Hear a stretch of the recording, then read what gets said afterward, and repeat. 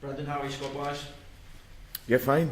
We're just waiting on two of our internationals to return back today. Luis Suarez and Sebastian Coates. Apart from that, everyone is good and back either recovering or working well. What did you make of Steve Gerrard's red card for England? Very harsh. I thought he was outstanding over the course of the two games, even though we only played a half. Stephen, in the first game, I thought, in the second game, I thought he was fantastic. The level and quality of his passing and his energy.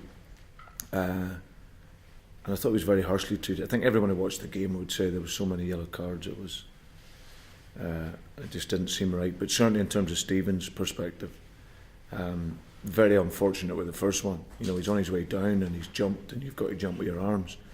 And the second one, you actually watch it, he gets a nick on the ball. You know, he's stretching through the guy's legs, he's get a touch on it.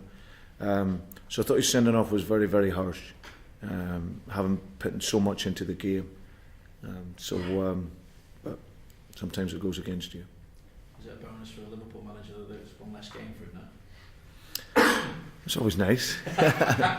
It's always nice, but obviously he'll miss the San Marino game. Glenn Johnson misses the game as well. He was unfortunate with a card, so yeah, I'll give them the chance to recover, and obviously they've got the Poland game after that. But no, it's never nice when players miss games, of course, because the players here are very proud to play for their country, and obviously Stephen is the national team skipper. He's I know it's a huge honour for him. But like I said, when they go into the next games, they'll miss out, and someone else will get the chance, and then they'll be available for the next game. So. And Stephen's recovered well. There's no problem playing games quickly back to back.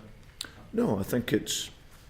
You've seen over the course of the two games, he obviously played the Friday and the Tuesday, and he'd obviously got the half. You know, Roy, he obviously understands club management very, very well, having been in it for a number of years. Was bright enough to understand that he had the chance to rest Stephen for the second half. So and obviously it gave him a good chance to be fresh for the Tuesday game. So no, he'll be fit and flying. I've had a good chat since he's been back, so he feels good. And how's Raheem Sterling for the England experience? Yeah, no, it was again, speaking to him when he was back, he's enjoyed it. There was obviously a reason. I got the call from Roy, and he talked about calling him up and the reasons for it, which was purely simple. You know, he feels that, you know, he's really one that for the future for England. He wasn't one that was probably going to get any time on the field, but it was going to be an opportunity for him to get a sense of what hopefully he can achieve in the next few years. But he knows as much as anyone that the work, Raheem, he knows how hard he has to work to get near that level on a consistent basis. But the strides he's made very early on for a 17-year-old has been fantastic. But like I said, it's just to keep it into perspective, and like I said, just focus on his development, and hopefully in the years to come he can progress and become a very good player for England. What's happened as regards your own attempts to bring a striker in on a free transfer? There's been no attempts. No attempts? No. Anything in the pipeline? Nothing. Does that mean then you're resigned to being without reinforcements until January? No, it means that the players that I've got here have been terrific, and it's going to be an opportunity for young players.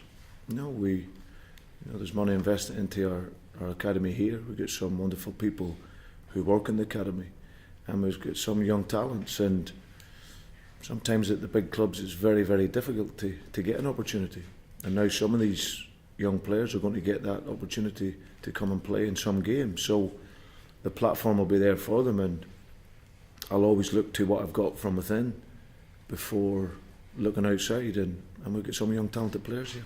What damage, if any, has been done with relations between yourself and the owners, the fans and the owners, after what happened on deadline day? No, I've made it clear, and I've said it before.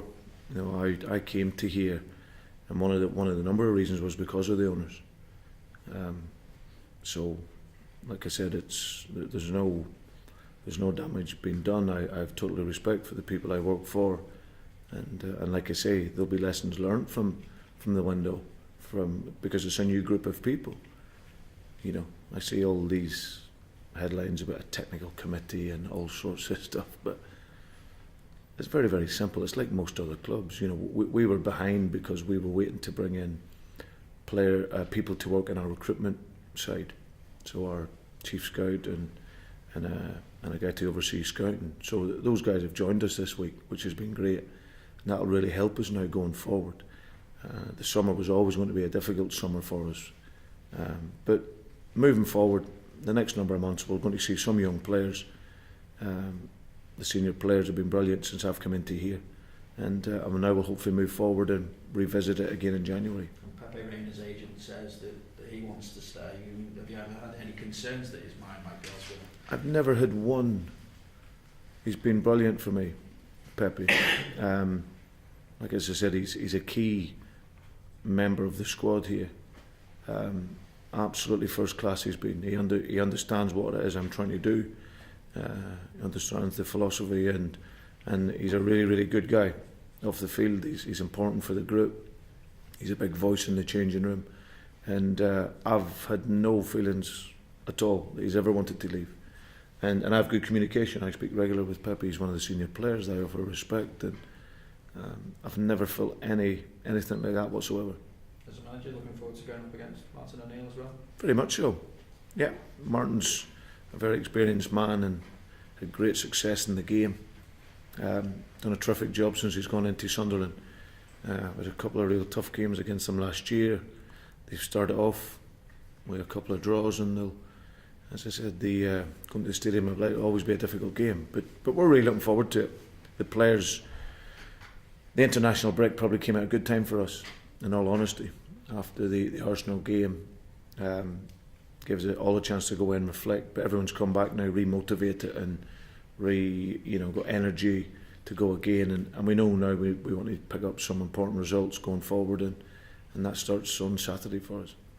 Brendan, obviously you'll be eager to get your first Premier League win here at the weekend, but how unhelpful is it at the start of your tenure here that people are beginning to bring up statistics like it's the worst league start for 50 years?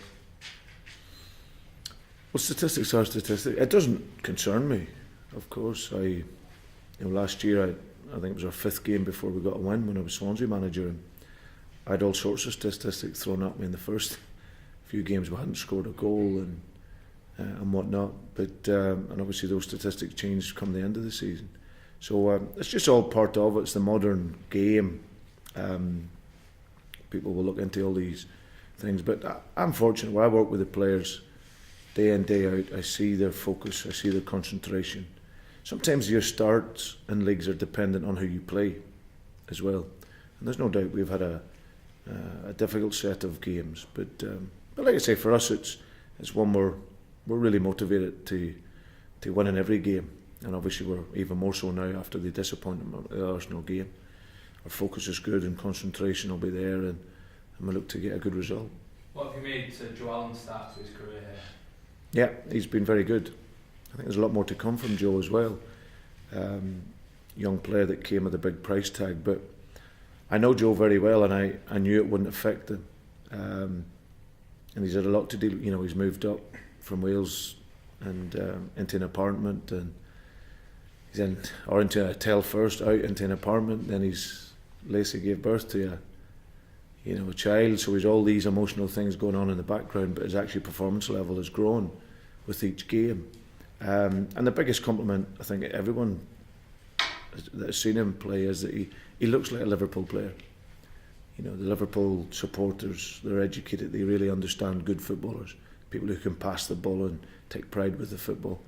And Joe's been a revelation in these first few games. So and I'm sure, like as I said, that'll improve and get better, because he's 22 years of age. He's got an appetite and a desire to improve his game, and I think over the course of the next coming years, Liverpool will get the chance to see that. Thank you.